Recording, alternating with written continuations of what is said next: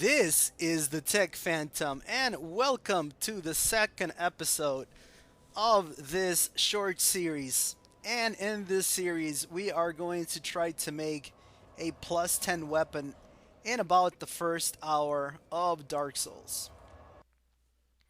So, in the little bit of a recap of the last episode, we took our weapon up to a plus 3 with 6 Titanite shards and plus 4 with 1 large Titanite shard. So, what we are going to do in this episode is we are going to obtain 5 large Titanite shards, and we are also going to prepare to get into the area where we will get Titanite chunks and we will be able to finish the reinforcement of our weapon. I'm also going to talk about the reasons for why it was that I made this video series, and I thought that you guys would find it useful because it was something that I found useful myself. So I will be doing that right at the very end of this video. Alright, so let's get started. We have a plus 4 weapon. It does a decent amount of damage. We have a health and strength build, a vigor and strength build. And we need to get some large Titanite shards. In order to do that, we have to get through a boss. And that is the Pursuer, who we see being flown into this balcony, this open area, this courtyard here, in the talons of a giant eagle. Now, the Pursuer is pretty strong, and his sword has huge amounts of reach. And one of the things that I don't like about the sword is the hitbox, and you saw it there. I rolled or tried to dodge the attack, but I still got hit. So similar to the Rotten, the Pursuer has a couple of attacks, especially that one where he imbues his sword with some kind of a magic spell, and he can, if he catches you with it, he'll impale you and he'll curse you. He'll turn you into a hollow. But the problem with that attack is that it has an expanded hitbox. Similar to the hitbox when the Rotten tries to grab you, you can be fairly far away from it, and it would appear as though you're clear, but he could still get you with that attack. So that could be a little bit frustrating. Now, if you fail to defeat the Pursuer during this encounter, you will have to go to the location where he is normally found. And we will do that after we finish this boss fight. So the way that I like to take on the Pursuer is basically to be patient. You know, this is going to take a little bit of time. You're going to have to poke at him with your strongest weapon. He's fairly resistant to magic, but I'm using I buff my weapon to magic just to give me a little bit more damage output. So simply dodge his attacks, and when you do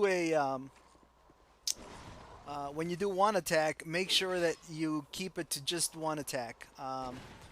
When you attack him, don't try to do multiple attacks. He recovers very quickly, and he can stun you. He can hit you for a lot of damage if he catches you in mid-attack, and you can also take extra damage if he attacks you and you are in your attack animation. You do get a nice reward from the Pursuer. You get a Blade of Rings. This ring will add a flat number of points to your physical attack, so it's almost like having a permanent buff on your weapon for physical damage. So it's a nice little reward. And we went ahead and we put the ring on right away because it is a very useful ring. Alright, now we're going to proceed forward, and we're heading towards the location where you would normally fight the Pursuer. Um, Before we go into that area, we're going to pick up this item.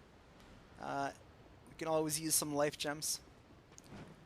So you would go through a fog wall here, and this is where you would have the boss fight with the Pursuer.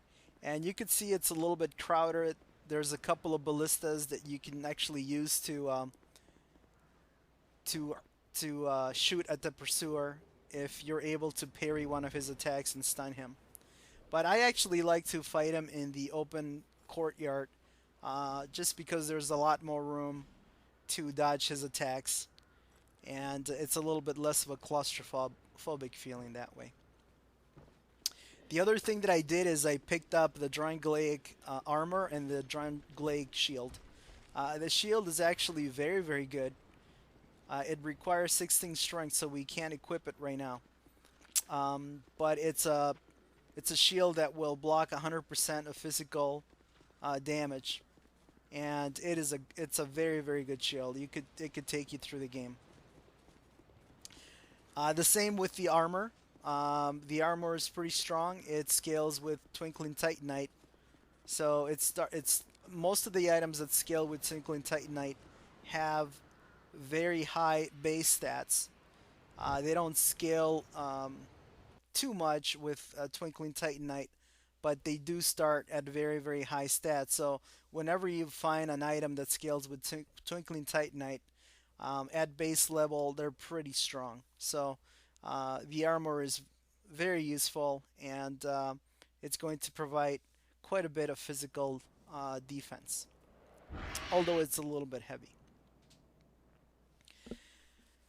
So we found a nest, and one of the eagles brought us from the fall of the forest of the fallen giants to the lost Bastille, and we're at the Tower Apart Bonfire, and this is a location that has a bunch of large Titanite shards. So let's go pick up the first one. Here we have a Radiant Life Gem and a large Titanite shards. So one down, and we need 5 more to go. We have to make it past this undead jailer. And in this tower, we find an NPC Lookatil. And there is also another Titanite shard in here. Large Titanite shard. So this is going to be our second Titanite shard. So we need 3 more. And this will actually let us take our weapon up to a plus, +5.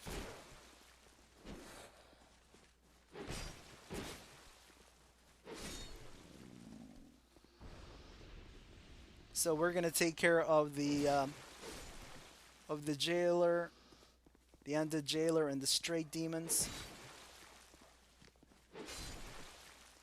I'm sorry, the stray dogs. This dog here is actually guarding a gold pine resin, which is going to give you lightning damage, and it's a nice buff to have. Now, be careful when you attack this undead jailer. You want to make sure that he doesn't destroy the barrel. If he destroys the barrel, you have to homeward bone back to the bonfire. But what you want to do is you want to run up to the barrel, and your momentum will make it roll down, and it will hit the wall, explode it, and that will open up a bonfire, and that will open up Macduff's workshop. Now, if the barrel didn't explode for whatever reason, you can try to move the barrel close to the wall, and you could throw fire bombs at it, or you can use the short bow and the fire arrows that we picked up in part 1 of the series, and you can explode the barrel with the fire arrows.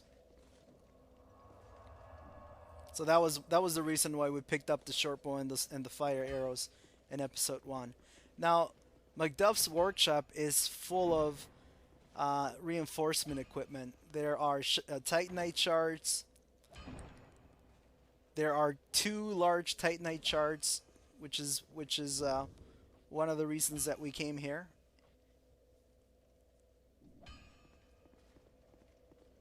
So we're up to 4 large Titanite shards. If you continue looking in McDuff's workshop, you will also find, I think there's a couple of Twinkling Titanite or 1 Twinkling Titanite shards in there as well. And he's got some bolts also. So he's got some useful equipment. So we're going to go back to Majula. We have enough large shards to upgrade our weapon to +5, so we're going to go ahead and do that. We also have a bunch of souls, so we can work on our build a little bit. And again, we're just going to go with strength and with vigor. We want to get our strength up to a +16 because that's going to let us equip the shield, the Drungleic shield. So we'll be able to swap shields and have a shield upgrade.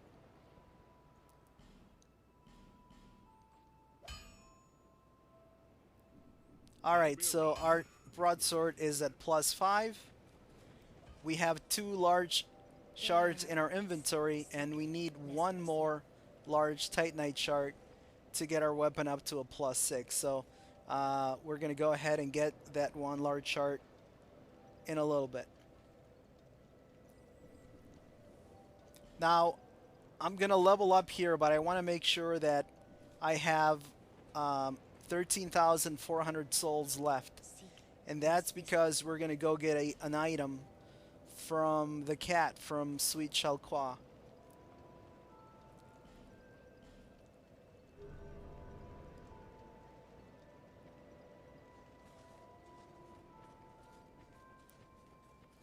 Okay, so we have plenty of souls in our inventory. We have enough souls in our inventory.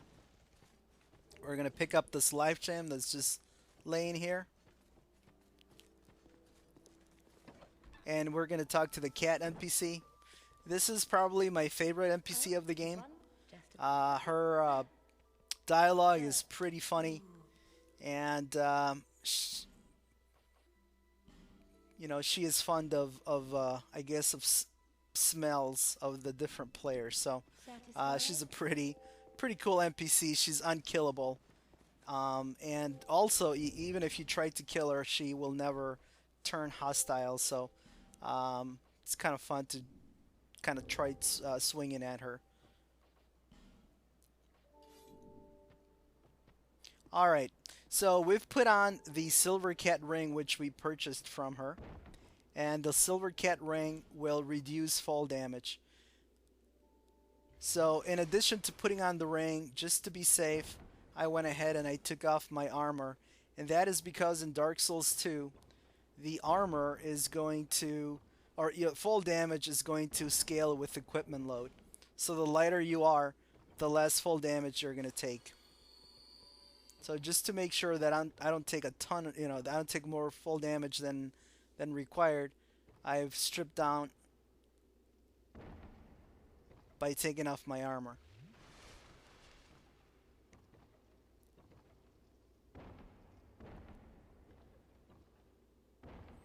So there is a bunch of very useful items here. We just picked up the Ring of the Evil Eye +1. There was also a Pharaoh's Lockstone, and there was also some Poison Moss. So it's certainly worthwhile to buy the ring. It's a pretty good investment because it's going to allow you to throw yourself down the well and get some pretty useful items. Now this is an important step here, guys, so you have to be careful. There's going to be a crystal lizard, and this crystal lizard will drop, amongst other things, large titanite shard. If you're able to kill the crystal lizard on the hanging bridge, a lot of times the loot will actually fall off into the ground and you have to go get it. If you die, if these hollows that explode kill you before you get the loot from the crystal lizard, the loot is gone. If the crystal lizard goes away and you haven't been able to kill it, you can come back to the area and you can get the shard. But if for whatever reason you killed it and the hollows killed you, and you did not pick up the loot, then you are SOL, unfortunately, and you will have to find an alternate way to get the large Titanite shard. I think there is a large Titanite shard in No Man's Wharf. There is also large Titanite shards in the Lost Bastille on the near the bonfire that you get to if you go through No Man's Wharf. So that you'd have to do that to get that last large Titanite shard if you miss the one with the Crystal Lizard. But obviously that takes a little bit more time, and this is a little bit of a shorter way to do it. So we now have enough shards, large shards, to take our weapon up to a +6. And now we need to go get an item, a fragrant branch of yore, and that's going to allow us to go to the area that's going to have titanite chunks. So I'm going to make my way down here, down to the fragrant branch of yore. I'm just going to be dropping and jumping. So while I do that, let me tell you guys about my reasons for making this video. So one of the main reasons that I wanted to figure out how to quickly make a +10 weapon is the DLC. You know, the DLC has been out for a few days now. Thoroughly enjoying it. It's pretty difficult. The enemies are very, very strong. They're pretty high level. They do a ton of damage. They have very high defenses. They all appear to have good armor, and they have good physical defense and good magical defense as well. So it's very important that you have a good hard-hitting weapon to go into the DLC. And to access the DLC, you kill the Rotten and you go to the Primal Bonfire. That's in the Rotten area, in the area where you defeated the Rotten, and you will see a portal that will take you to the DLC. So anyway, the reason I made this video is because I wanted to try to get to the DLC as quickly as possible with a strong weapon. So hopefully this is also going to help you guys. You know, if you're struggling, once you get down to the DLC and you find that you need a little bit of a harder hitting weapon, you can use the strategy shown here. You can get yourself a +10 weapon, and that should let you hopefully get through the DLC a little bit more easily. Now, the reason that I'm doing it with the broadsword is because I just wanted to make it into a little bit more of a challenge, you know, of a challenge run, because that's what Dark Souls games are all about, is sort of challenging yourself. Obviously, you can upgrade any weapon that you want that upgrades the normal path. The Claymore is a very good option. There's also a Bastard Sword that's available early, a Halberd. You can buy some spears and some other smaller swords from Lennisgrast. There's also a club that we picked up. So there's a variety of different weapons or even catalysts that you can use to upgrade.